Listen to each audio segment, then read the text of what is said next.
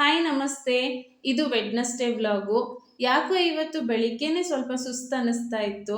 ಅದೇನೇ ಆಗಿದ್ರೂ ಮಕ್ಕಳಿಗೆ ಲಂಚ್ ಬಾಕ್ಸ್ ಅಂತೂ ಪ್ರಿಪೇರ್ ಮಾಡಿ ಕಳಿಸ್ಲೇಬೇಕಲ್ವಾ?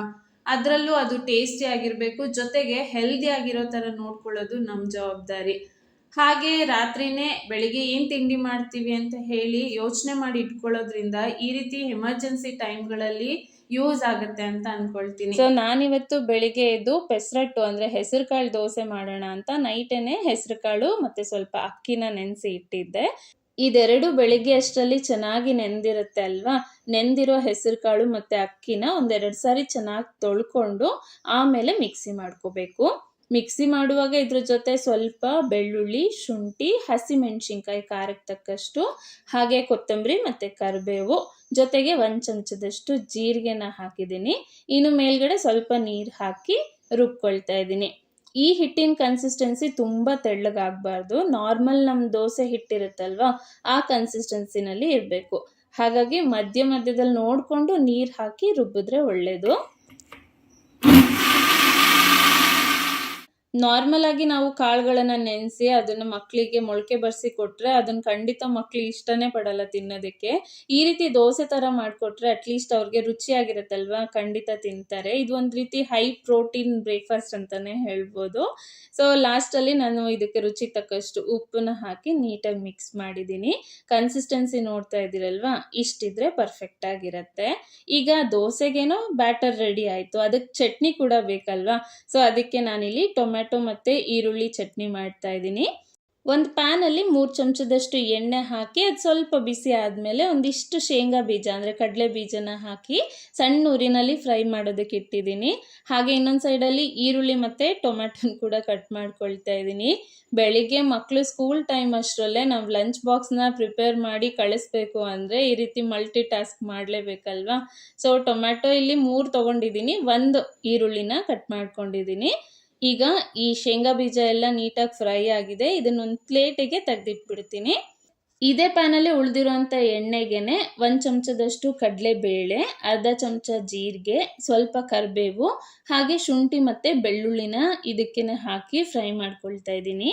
ಇದೆಲ್ಲ ಒಂದು ಸ್ವಲ್ಪ ಫ್ರೈ ಆದಮೇಲೆ ಹೆಚ್ಚಿಟ್ಕೊಂಡಿರೋ ಒಂದು ಈರುಳ್ಳಿನೂ ಕೂಡ ಇದಕ್ಕೇನೆ ಹಾಕಿ ಫ್ರೈ ಮಾಡ್ಕೋಬೇಕು. ಇದೇ ಟೈಮಲ್ಲೇ ಬೇಕು ಅಂದರೆ ಹಸಿಮೆಣಸಿನ್ಕಾಯಿ ಅಥವಾ ಒಣ ಮೆಣಸಿನ್ಕಾಯಿನೂ ಕೂಡ ಹಾಕಿ ಫ್ರೈ ಮಾಡ್ಕೋಬೋದು. ನಾನಿವತ್ತು ಖಾರ ಹಾಕ್ದೇನೆ ಮಾಡ್ತಾ ಇದ್ದೀನಿ ಈ ಚಟ್ನಿನ. ಇದನ್ನ ಲಂಚ್ ಬಾಕ್ಸಿಗೆ ಕಟ್ಟಿ ಆದಮೇಲೆ ನಮಗೆ ಅಂತ ಹೇಳಿ ಖಾರಕ್ಕೆ ಒಂದು ಸ್ವಲ್ಪ ಎಣ್ಣೆನಲ್ಲಿ ಖಾರದ ಪುಡಿ ಹಾಕಿ ಒಗ್ಗರಣೆ ಕೊಟ್ಕೊಂಡ್ರೆ ಚೆನ್ನಾಗಿರುತ್ತೆ. ಈಗ ಈರುಳ್ಳಿ ಎಲ್ಲ ಚೆನ್ನಾಗಿ ಫ್ರೈ ಆದಮೇಲೆ ಹೆಚ್ಚಿಟ್ಕೊಂಡಿರೋಂಥ ಟೊಮ್ಯಾಟೊ ಮತ್ತು ಕೊತ್ತಂಬರಿನ ಇದಕ್ಕೇನೆ ಹಾಕಿ ರುಚಿಗೆ ತಕ್ಕಷ್ಟು ಉಪ್ಪು ಮತ್ತು ಅರಿಶಿನ ಹಾಕಿ ನೀಟಾಗಿ ಮಿಕ್ಸ್ ಮಾಡಿ ಒಂದು 5 ನಿಮಿಷ ಬೇಯಿಸ್ಕೊಂಡ್ರೆ ಇದು ರೆಡಿ ಆಗುತ್ತೆ. ಇದು ಪೂರ್ತಿ ತಣ್ಣಗಾದ್ಮೇಲೆ ನಾವು ಚಟ್ನಿನ ರುಬ್ಕೋಬೋದು. ಇವತ್ತು ನಾನು ಈ ಹೆಸರು ಕಾಳು ದೋಸೆ ಮಾಡೋದಕ್ಕೆ ಇಂಡಸ್ ವ್ಯಾಲಿ ಅವ್ರದ್ದು ಕ್ಯಾಸ್ಟ್ ಐರನ್ ತವಾನ ಯೂಸ್ ಮಾಡ್ತಾ ಇದ್ದೀನಿ. ತುಂಬಾನೇ ಚೆನ್ನಾಗಿದೆ ಇದಂತೂ. ಇದನ್ನ ಒಂದು ಸೈಡಲ್ಲಿ ಬಿಸಿ ಮಾಡೋದಕ್ಕಿಟ್ಟು ಅಷ್ಟರಲ್ಲೇ ಬನಾನಾ ಮಿಲ್ಕ್ ಶೇಕ್ನ ಕೂಡ ರೆಡಿ ಮಾಡಿಬಿಡ್ತೀನಿ.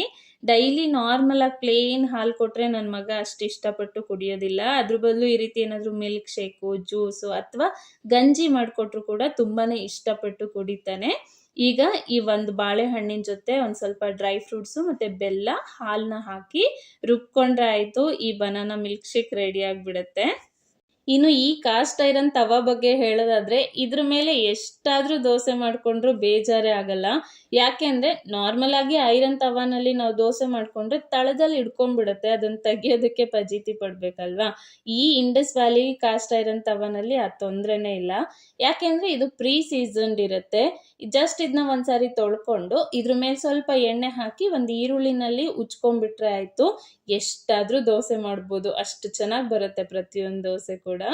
ಸೊ ನಿಮಗೂ ಕೂಡ ಈ ರೀತಿ ಇಂಡಸ್ ವ್ಯಾಲಿ ಅವ್ರದ್ದು ಯಾವುದಾದ್ರೂ ಪ್ರಾಡಕ್ಟ್ನ ಪರ್ಚೇಸ್ ಮಾಡಬೇಕು ಅನ್ನೋ ಆಸೆ ಇದ್ದರೆ ನಾನು ಪ್ರತಿ ಪ್ರಾಡಕ್ಟ್ ಲಿಂಕನ್ನು ಕೂಡ ಡಿಸ್ಕ್ರಿಪ್ಷನಲ್ಲಿ ಕೊಟ್ಟಿರ್ತೀನಿ, ಅಂದರೆ ನಾನು ಯೂಸ್ ಮಾಡೋವಂಥ ಪ್ರಾಡಕ್ಟ್ದು. ಸೊ ಲಿಂಕ್ ಮೇಲೆ ನೀವು ಕ್ಲಿಕ್ ಮಾಡಿ, ಇಲ್ಲಿ ಸ್ಕ್ರೀನ್ ಮೇಲೆ ಕಾಣ್ತಾ ಇದೆ ಅಲ್ವಾ, ಈ ಕೂಪನ್ ಕೋಡ್ನ ಹಾಕಿ ಯಾವುದೇ ಪ್ರಾಡಕ್ಟ್ನ ಪರ್ಚೇಸ್ ಮಾಡಿದ್ರು ಕೂಡ ನಿಮಗೆ ಎಕ್ಸ್ಟ್ರಾ 12% ಡಿಸ್ಕೌಂಟ್ ಸಿಗುತ್ತೆ.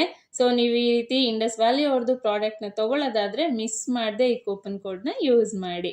ಇನ್ನು ಈ ಚಟ್ನಿ ಕೂಡ ರೆಡಿ ಆಯಿತು. ಮಿಲ್ಕ್ ಶೇಕ್ ಜೊತೆ ಈ ಚಟ್ನಿ ಮತ್ತು ದೋಸೆನ ಸರ್ವ್ ಮಾಡಿದ್ದೀನಿ. ಅವ್ನು ತಿನ್ನೋ ಅಷ್ಟರಲ್ಲೇ ಬೇಗ ಇನ್ನೊಂದು ದೋಸೆ ಮಾಡಿ ಬಾಕ್ಸಿಗೆ ಕಟ್ಬಿಟ್ರೆ ಇವತ್ತಿನ ಲಂಚ್ ಬಾಕ್ಸ್ ರೆಡಿ ಆಗಿಬಿಡುತ್ತೆ. ಸರಿ ಇವತ್ತಿಂದೇನೋ ಮುಗೀತು ಅಂತ ಹಾಗೆ ಕೂರೋದಕ್ಕಾಗಲ್ಲ ಅಲ್ವಾ? ಮತ್ತೆ ನಾಳೆಗೇನ್ ರೆಡಿ ಮಾಡ್ಬೇಕು ಅಂತ ಇವತ್ತು ಸಂಜೆನೆ ಯೋಚನೆ ಮಾಡ್ಬಿಡ್ಬೇಕು. ಇನ್ನು ದೋಸೆ ಕೂಡ ರೆಡಿ ಆಗಿದೆ ಅಲ್ವಾ? ಇದನ್ನ ಹಾಗೆ ಹಾಕೋದಕ್ಕಿಂತ ಈ ರೀತಿ ಕಟ್ ಮಾಡಿ ಹಾಕಿದ್ರೆ ಅವ್ರಿಗೂ ಕೂಡ ತಿನ್ನೋದಕ್ಕೆ ಈಸಿ ಆಗುತ್ತೆ. ಹಾಗೆ ಬಾಕ್ಸ್ ಕೂಡ ನೀಟಾಗಿ ಕಾಣುತ್ತೆ. ಈ ದೋಸೆ ಜೊತೆ ಚಟ್ನಿನ ಒಂದ್ ಸ್ವಲ್ಪ ನೀರ್ ಹಾಕ್ದೇನೆ ಗಟ್ಟಿಯಾಗಿ ಮಾಡ್ಕೊಂಡು ಹಾಕಿದೀನಿ. ಹಾಗೇನೆ ಒಂದ್ ಸ್ವಲ್ಪ ಪಪ್ಪಾಯ ಕೂಡ ಹಾಕಿದೀನಿ. ಸೊ ಫ್ರೂಟ್ಸು ಮತ್ತೆ ಈ ಡ್ರೈ ಫ್ರೂಟ್ಸ್‌ಗಳನ್ನ ಇಟ್ಟು ಕಳ್ಸೋದು ಅಥವಾ ರಾ ವೆಜಿಟೇಬಲ್ಸ್‌ನ ಇಟ್ಟು ಕಳ್ಸೋದ್ರಿಂದ ಲಂಚ್ ಬಾಕ್ಸ್ ಹೆಲ್ದಿ ಆಗಿರುತ್ತೆ. ನಾವ್ ಎಷ್ಟೇ ಸರ್ಕಸ್ ಮಾಡಿ ಎಷ್ಟು ಬೇಗ ಲಂಚ್ ಬಾಕ್ಸ್‌ನ ರೆಡಿ ಮಾಡಿದ್ರು ಕೂಡ ಮಕ್ಕಳು ಅವ್ರ ಟೈಮ್‌ನ ಅವರು ಖಂಡಿತ ಬಿಟ್ಕೊಡಲ್ಲ. ಯಾಕಂದ್ರೆ ಆರಾಮಾಗಿ ಆಟ ಆಡ್ಕೊಂಡು ಅವ್ರ ಟೈಮ್‌ನ ಅವ್ರು ಸ್ಪೆಂಡ್ ಮಾಡ್ಕೊಂಡು ಮತ್ತು ಹೋಗುವಾಗ ಅಷ್ಟೇ ಹರಿಬರಿನಲ್ಲೇ ಹೋಗೋದು. ಏನಂತೀರಾ? ನಿಮಗೂ ಕೂಡ ಈ ಎಕ್ಸ್ಪೀರಿಯನ್ಸ್ ಆಗಿರುತ್ತಲ್ವಾ? ನಿಮ್ಮ ಎಕ್ಸ್ಪೀರಿಯನ್ಸ್ ಹೇಗಿರುತ್ತೆ ಮಕ್ಕಳನ್ನ ಸ್ಕೂಲಿಗೆ ಕಳಿಸುವಾಗ ಅನ್ನೋದನ್ನ ಕಮೆಂಟ್ ಮಾಡಿ. ಸೊ ಇದಿಷ್ಟು ಇವತ್ತಿನ ಲಂಚ್ ಬಾಕ್ಸ್ ಪ್ರಿಪ್ರೇಷನ್ ವ್ಲಾಗ್ ಆಗಿತ್ತು. ಐ ಹೋಪ್ ಇಷ್ಟ ಆಗಿದೆ ಅಂತ ಅನ್ಕೊಳ್ತೀನಿ. ಇಷ್ಟ ಆದ್ರೆ ವಿಡಿಯೋನ ಲೈಕ್ ಮಾಡಿ ಹಾಗೆ ಚಾನೆಲ್ನ ಸಬ್ಸ್ಕ್ರೈಬ್ ಮಾಡಿ. Thank you.